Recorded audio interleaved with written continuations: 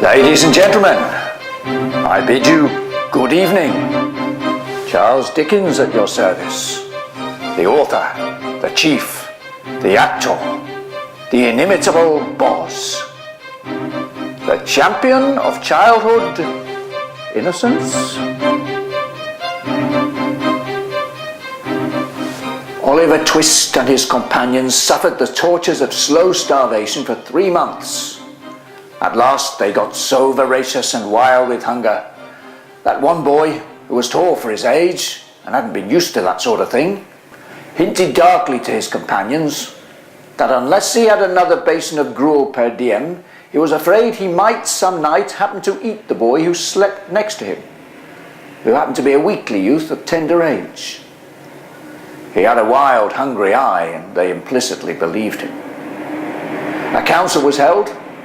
Lots were cast who should walk up to the master after supper that evening and ask for more, and it fell to Oliver Twist. The evening arrived. The boys took their places. The master, in his cook's uniform, stationed himself at the copper. His pauper assistants ranged themselves behind him. The gruel was served out, and a long grace was said over the short commons. The gruel disappeared. The boys whispered each other and winked at Oliver, while his next neighbours nudged him. Child as he was desperate with hunger and reckless with misery. He rose from the table and, advancing to the master, basin and spoon in hand, said, somewhat alarmed at his own temerity, "Please, sir, I want some more." The master was a fat, healthy man, but he turned very pale. He gazed in stupefied astonishment on the small rebel for some seconds, and then clung for support to the copper. The assistants were paralyzed with wonder, the boys with fear. "What?" said the master again, at length. "Please, sir," said Oliver, "I want some more."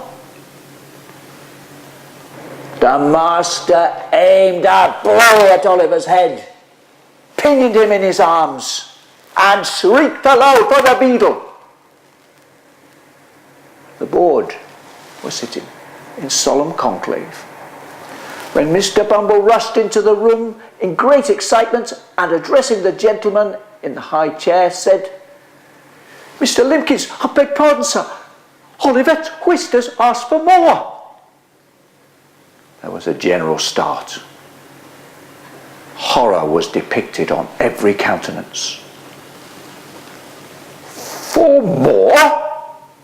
said Mr. Limpkins. "Compose yourself, Bumble, and answer me directly. Do I understand that he asked for more after he had eaten the supper allotted by the dietary?" "He did, sir," replied Bumble. "That boy will be hung," said the gentleman in the white waistcoat. "I know that boy will be hung."